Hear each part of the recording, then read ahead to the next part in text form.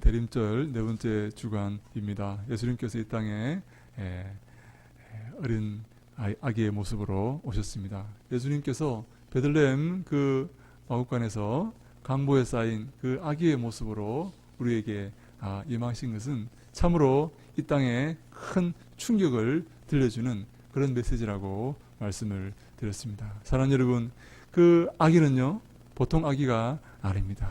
그 아기는 이 땅을 구원할 하나님의 아들이십니다. 근데요 6절 우리가 보니까 이는 한 아기가 우리에게 낳고 한 아들을 우리에게 주신 바 되었다라고 말씀하고 있습니다.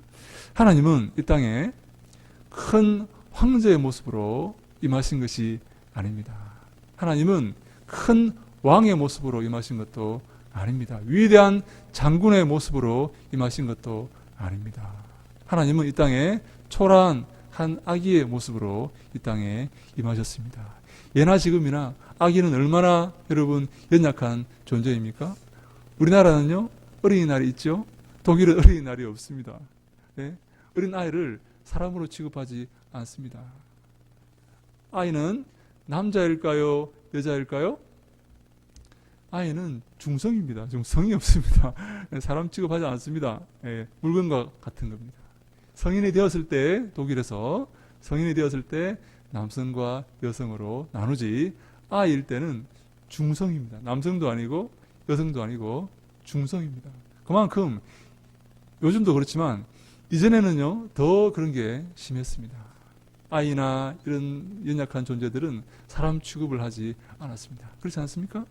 그런데 하나님이 그 아기의 모습을 하고 이 땅에 임하신 것입니다. 예수님께서 말씀을 전하시자 아이들이 많이 몰려왔습니다. 여러분, 아이들은 지금도 그렇지만 너무나 연약한 존재 아닙니까? 너무나 의지할 수밖에 없는 그런 존재입니다. 아이들이, 여러분, 아이들 하면 어떤 그 생각이 떠오르십니까? 아이들 하면요, 성경에 아이들 그렇게 나오면 여러분, 의지할 수밖에 없는 존재이다라고 생각하셔야 됩니다. 뭐 순수한 존재이다, 무슨 이렇게 뭐 그런 것보다는 하나님을 의지할 수밖에 없는, 부모를 의지할 수밖에 없는, 내가 의지하지 않고는 살아갈 수 없는 존재이다라는 것이 바로 아이들입니다. 예수님이 설교하시자 많은 아이들이 예수님께 몰려왔습니다. 아마 예수님께서 그 아이들에게 사랑을 많이 베풀어 주신 것 같습니다. 은혜를 베풀어 주시고 좋은 말씀해 주시고 또 선물도 주시고 그렇게 하셨던 것 같아요. 그래서 아이들이 많이 몰려오니까 여러분 제자들이 어떻게 합니까? 애들은 가라. 애들은 가라. 왜 여러분 제자들이 애들은 가라고 그랬을까요? 애들이 아무 도움이 안 되기 때문입니다. 헌금을 하는 것도 아니고 그 무리들을 도와주는 것도 아니고 밥을 이렇게 해주는 것도 아니고 아무 도움이 안 돼요. 예나 지금의 애들은 아무 도움이 안 됩니다. 그래서 애들은 가라. 예수님께서 뭐라고 말씀하십니까? 그렇게 하지 마라. 애들이 내게로 오는 것을 막지 마라. 왜냐하면 하나님의 나라가 이 아이들 것이기 때문이다 라고 말씀하십니다. 여러분, 하나님의 나라가 누구의 것입니까? 이 아이들의 것인데요, 하나님을 의지하는 자들의 것이다 라는 말입니다. 그럼 여러분 어르신들은 그러면 하나님 나라 못 들어갑니까? 그렇지 않습니다. 여러분, 하나님을 의지하고 하나님께 기댈 수밖에 없는 그런 마음을 가진 자의 것이다 라는 말씀입니다. 사랑하는 여러분, 우리가 많은 사람들이 이 땅을 살아가면서 어른이 되려고 하는 것을 보게 됩니다. 내가 누구고, 내가 어떤 능력을 가졌고, 내가 나이가 얼마고, 내가 어떤 지위가 있다는 것을 이렇게 자랑하면서 목에 힘을 주는 것을 우리가 많이 보지 않습니까? 어린 아이가 된다는 것은 너무나 수치스럽고 너무나 부끄럽고 너무나 이렇게 연약한 그런 모습이기 때문에 사람들이 자꾸만 어른이 되려고 이렇게 하는데 성경은 이렇게 말합니다. 하나님 나라는 어린 아이와 같은 자들의 것이다. 하나님을 의지하고 하나님을 붙들고 주님밖에 없습니다. 저를 도우실 이는 주님뿐입니다. 하나님 저를 도와주세요. 제 힘으로 살지 않겠습니다. 제 모든 것을 내려놓겠습니다. 라고 말하는 자의 것이다. 라고 성경은 말씀하고 있습니다. 사랑하는 여러분, 우리가 바울을 알지 않습니까? 바울은 누굽니까? 바울은요, 가말리엘 문화생입니다. 가말리엘은요, 당대 최고 랍비였습니다. 근데요, 바울이 우리 연구해본 바에 의하면 바울은요 가말리엘 제자들 가운데 수제자였습니다. 가장 뛰어난 제자였습니다. 근데요 바울이요 어떻게 말합니까? 예수 믿고 난 다음에 어떻게 말합니까? 나의 모든 것을 다 배설물처럼 여기겠다라고 말합니다. 나의 권위와 나의 위치와 나의 어떤 신분과 이 모든 것들을 예수님을 만난 후에 다 배설물로 여기겠다 하는 것입니다. 여러분 배설물이 무엇입니까? 예, 정확한 의미는 쓰레기입니다. 쓰레기. 예? 여러분 쓰레기를 여러분 어떻게 갖다 버려야 됩니까? 그것을 안고 같이 살아야 됩니까? 갖다 버려야 됩니다. 쓰레기는 갖다 버릴수록 좋은 것입니다. 여러분 나의 지금까지 내가 의지하며 살아왔던 모든 것을 다 쓰레기처럼 갖다 버리겠다는 것입니다. 왜요? 예수 그리스도를 만난 그 기쁨과 그 은혜가 너무나 크기 때문입니다.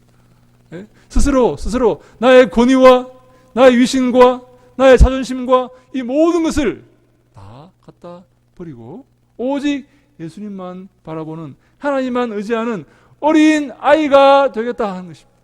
하나님을 바라보는 그런 어린 아이와 같은 그런 마음으로 주님께 나아가겠다 하는 것이 바로 바울의 고백입니다. 사랑하는 여러분, 저는 우리 동탄 예수교회가 정말 어린 아이가 젖먹이 아이가 엄마의 그 젖을 원하듯이 하나님의 그 은혜를 사모하고 하나님께 나아가는 그런 교회가 될 수 있기를 주님 이름으로 간절히 축원합니다. 여러분 이 땅의 것들은요 주님 앞에 설 때 아무것도 주님 앞에 내세울 것이 없습니다. 제가 아는 어떤 목사님은요 자기가 자기 고모부가 저 삼성의 사장이랍니다. 자기 고모부가 삼성의 자기 아버지도 아니고 고모부가 삼성의 사장인데 그걸 얼마나 자랑하는지 몰라요. 모임에 가면 우리 고모부가 나한테 돈을 줬다는 거예요. 그래서 내가 교회를 이렇게 크게 지었다는 거예요. 그런 걸 자랑하는데 여러분 하나님 앞에서 그게 어떤 자랑이 되겠습니까? 그게 무슨 하나님께 큰 의미가 있겠습니까? 자기 고모부가 삼성의 이건희 회장도 아니고 삼성의 사장 중에 한 사람인데 그것이 무슨 큰 자랑거리라고 그렇게 하겠습니까? 여러분 우리가 이 땅에서 이 땅의 어떤 것들과 이 땅의 것들을 자랑하는 것이 아니라 이 땅의 것을 사랑하는 것이 아니라 하나님을 사랑하고 하나님을 의지하고 하나님 저는 주님밖에 없습니다. 주님만 의지합니다. 주님만 믿고 나아갑니다라는 그런 어린 아이와 같은 심정을 우리가 가질 때에 하나님이 기뻐하시고 큰 은혜와 복을 주실 줄로 믿습니다. 아멘. 근데요 그 어린 아이가요 그냥 어린 아이가 아니고 그 어깨에 정사를 메었다라고 말합니다. 여러분 정사라는 말이 무엇입니까? 이 미스라라는 말인데요. 이 말이 정부라는 말입니다. 정부. 예? 다스리는 자라는 말입니다. 여러분 이 지구를 다스리는 자가 누굽니까? 트럼프입니까? 여러분 시진핑입니까? 문재인입니까? 우리를 이 땅을 다스리는 자가 누구입니까? 바로 그 악이라는 것입니다. 그 악의 어깨에 정사가 있다는 것입니다. 여러분 이 지구를 다스리는 이가 예수님이신 줄로 믿으시기 바랍니다. 우리를 다스리시고 우리를 인도하시고 우리를 붙들고 계시는 분이 바로 예수님이신 줄로 믿으시기 바랍니다. 아멘. 그리고요 우리가 나중에 예수님의 제자들이 나중에 천국의 그 12고을을 다스릴 권세를 우리에게 주신다고 하나님께서 말씀하셨지 않습니까? 바로 예수님께서 이 땅을 다스리시고 예수님의 제자인 우리들이 앞으로 이 땅을 다스리게 될 것입니다. 우리가 그 사실을 믿으셔야 됩니다. 사랑하는 여러분, 이처럼 약해 보이고 어린아이처럼 보이고 연약해 보이고 무지한 것처럼 보이고 이 땅에서 아무런 힘도 없는 것처럼 보이는 예수님과 그 아기와 우리들이 이 땅의 주권자요 이 땅을 다스리는 사라는 사실을 우리가 믿으셔야 되는 것입니다. 이것은 바로 여러분 영적인 세계입니다. 영적인 세계는요 이 육신의 세계와 다릅니다. 영적인 세계를 볼 수 있는 그 눈을 사랑하는 여러분 뜨셔야 됩니다. 하나님 보시기에 큰 자는 누구입니까? 하나님이 기뻐하시는 자는 누구입니까? 하나님이 세우시는 자는 누구입니까? 옛날에 한 부자가 살았습니다. 부자가요. 너무나 이 돈이 많아서 근데 올해도 그 해도 장사가 너무 잘 되어서 너무 이 매출이 이렇게 많고 이익이 많아져서 또 창고를 크게 짓고 이렇게 살았습니다. 자기 자식들은요 다 이렇게 떼어주어서 큰 기업을 이루게 하였습니다. 그리고 그 다른 동네에 사는 큰 기업가와 함께 이 결혼을 사돈을 맺어서 아마 이렇게 정말 부족한 것이 없이 떵떵거리고 이렇게 살았습니다. 사랑하는 여러분, 부럽지 않습니까? 네? 한 달 한 달 살아가는 우리의 삶을 바라보면서 여러분 그렇게 정말 이 사람은 앞으로 죽을 때까지 쓰고도 남을 만큼 그런 큰 재물을 갖추었습니다. 여러분 그렇게 되고 싶지 않습니까? 근데요 그 집 문 앞에 조그만 거지가 노숙자가 살고 있었습니다. 이 사람은요 일을 할 수 있는 그런 힘도 없습니다. 그 집에서 주인이 던져주는 그 빵 부스러기를 먹고 연명하며 살아갑니다. 어느 누가 그 노숙자처럼 되고 싶겠습니까? 그러나 하나님이 누구를 기뻐하실지는 아무도 모릅니다. 여러분 그 부자는요 지옥에 들어가고 말았습니다. 그 부자가 지옥에 들어갈 때에 그 많은 재물과 그들의 친인척과 그들의 사돈과 그들의 자식들과 그가 일구어 놓은 그 기업이 무슨 소용이 있겠습니까? 아무 소용이 없습니다. 그 문 앞에 노숙했던 그 노숙자는 천국에 들어갔습니다. 아브라함 품에 들어갔습니다. 여러분 그 모든 고생과 그 어려움을 끝내고 하나님 품에 들어간 것입니다. 사랑하는 여러분 누가 더 행복한 사람입니까?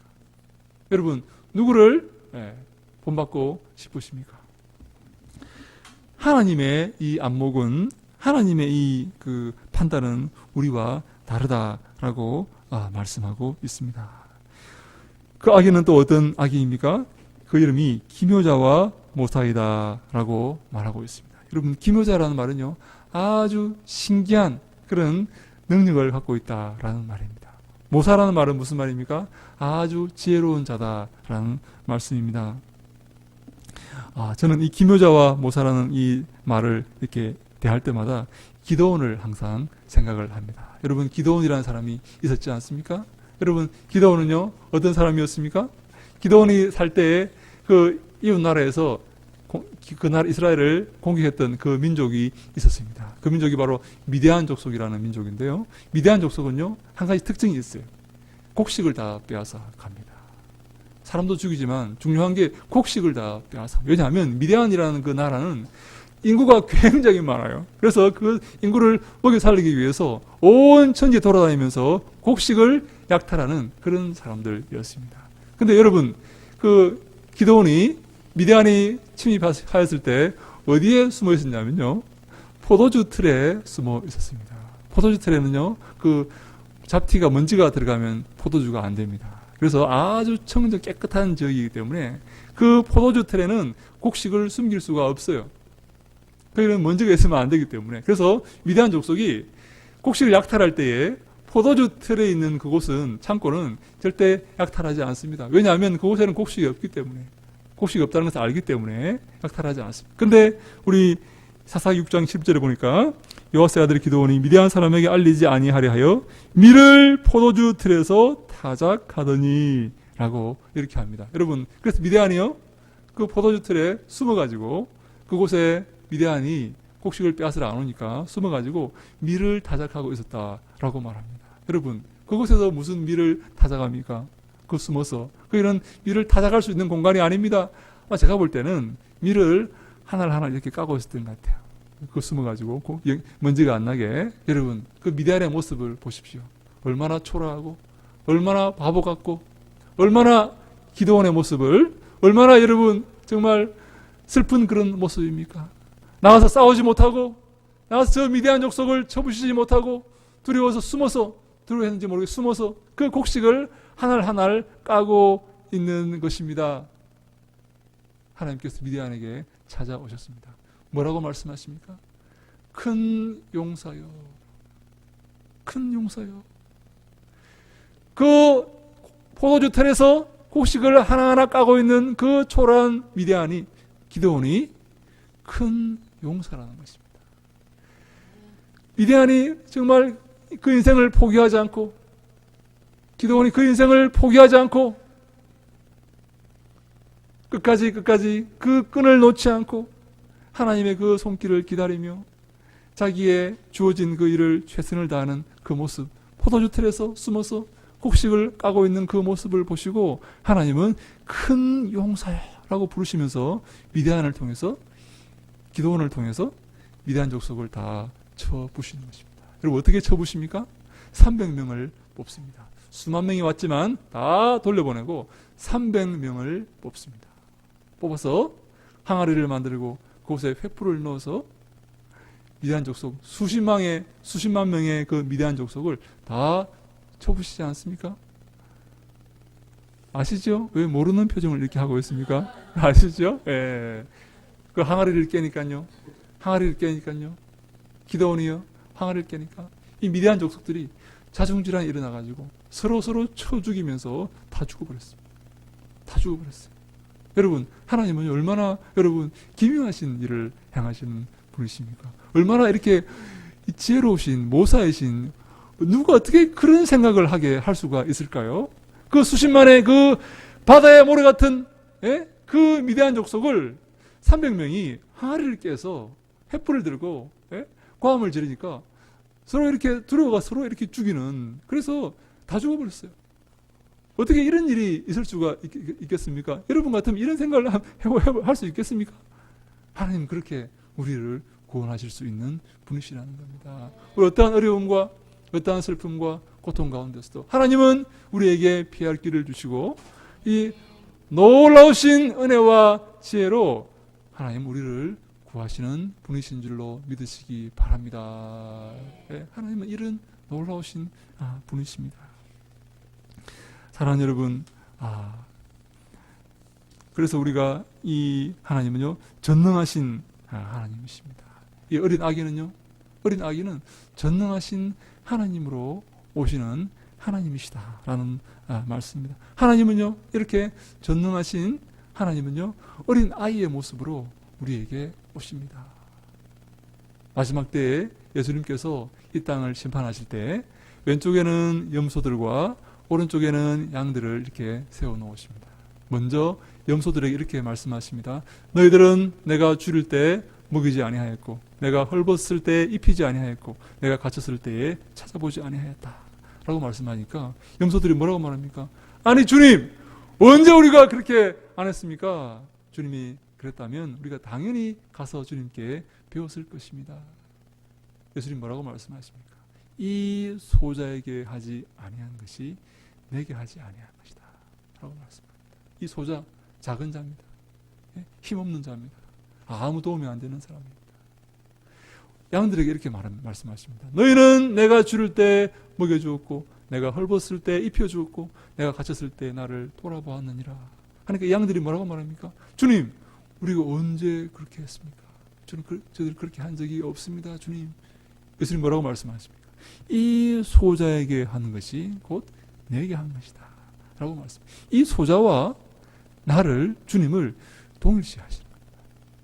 이 소자가 곧 하나님이라는 것입니다. 물론 모든 소자가 다 하나님이라는 것이 아니라 하나님의 사랑으로 그들을 돌보았기 때문에 하나님께서 그들을 칭찬하시는 것입니다.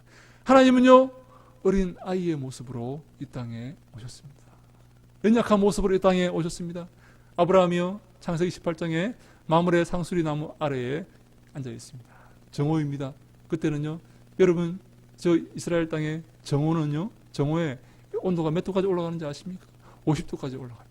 아무도 사람들이 지나다니지 않습니다. 다 쉽니다. 그늘에서. 그리고 해가 지고 난 다음에 일을 하기 시작합니다. 근데요 정오에 태양이 장렬하는 그 정오에 일을 해야 되고 길을 가야 되는 사람들은 어떤 사람들일까요? 정말 그때도 일을 해야만 살아갈 수 있는 노예들이나 가난한 자들이었습니다. 아브라함이요 그 마므레 상수리 나무 아래에서 지나가는 나그네들을 기다립니다. 왜 기다립니까? 왜 그들을 기다릴까요? 그들을 대접하기 위해서입니다. 연약하고 가난하고 불쌍한 자들을 대접하기 위해서 앉아서 기다리고 있습니다. 앞에 보니까 나그네 3명이 지나갑니다. 이야, 드디어 오늘 손님이 오셨구나. 뛰어가서 넙죽 절하고 나그네에게 이렇게 말합니다. 우리 집에 들어오셔서 좀 쉬었다 가십시오. 저희가 맛있는 음식과 편안한 자리를 제공해 드리겠습니다. 제발 저희 집에 들어오셔서 좀 쉬었다 가십시오. 아브라함의 삶이 이런 삶이었습니다. 그래서 그 세 사람이 그럴까요? 그러면서 들어왔습니다. 아브라함이 당장 이렇게 외칩니다.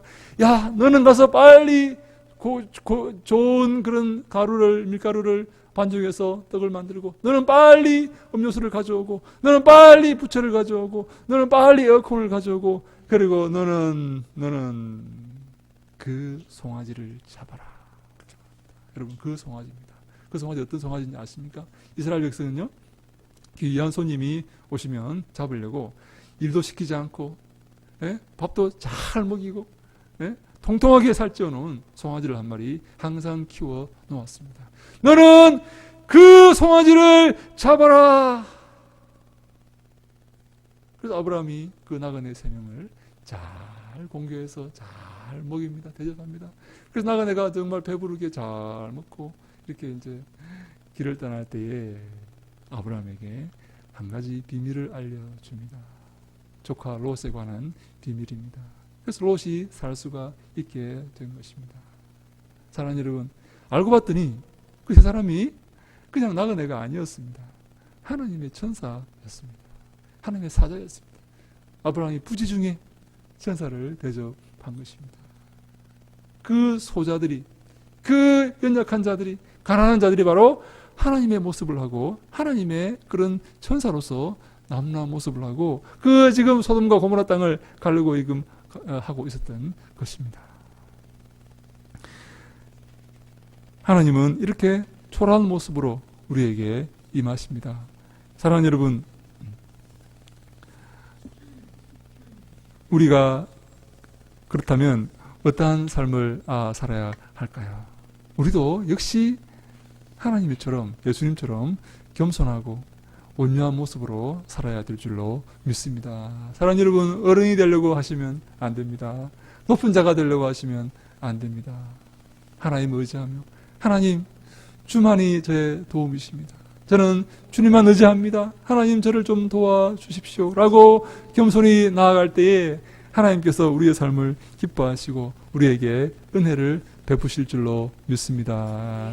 동탄예수교회는요, 참된 하나님의 은혜가 넘치는 그런 교회가 될 수 있기를 주님 이름으로 축원합니다. 우리 모두는요, 정말 이 땅에서 여러분 힘겹게 신앙생활 하시면서 살아가시지 않습니까? 하나님께 큰 복을, 참된 복을 얻으셔야 됩니다. 우리 이 신앙생활이요, 헛된 신앙생활이 되면 안 됩니다, 여러분. 하나님이 기뻐하시는 삶이 무엇인지 생각하고 하나님께 영광 돌리는 삶을 살기 위해서 오늘도 고민하고 기도하고 그래서 잘하였도다 착하고 충성되는 종아 칭찬받는 그런 우리 모두가 되시기를 주님 이름으로 축원합니다. 그런 우리의 앞길에 주님께서 큰 복을 주시고 큰 은혜를 주시기를 주님 이름으로 간절히 축원합니다. 아멘. 기도하겠습니다. 하나님 감사합니다. 오늘 우리 대림절 넷째 주 앞에 아기로 오신 그 예수님을 아버지여 상고하였습니다. 우리 동산예수교회 주님이 기뻐하시는 교회가 되게 하시고 겸손하고 온유한 예수님을 닮아가는 귀하고 복된 믿음의 삶을 살아가는 저희들 아버지여 다 되게 하여 주시옵소서. 그래서 하늘의 신령한 은총과 신령한 복으로 아버지여 가득히 체험받는 귀한 믿음의 삶을 살 수 있도록 하나님 축복하시고 도와주시옵소서. 예수님 이름으로 기도하옵나이다. 아멘.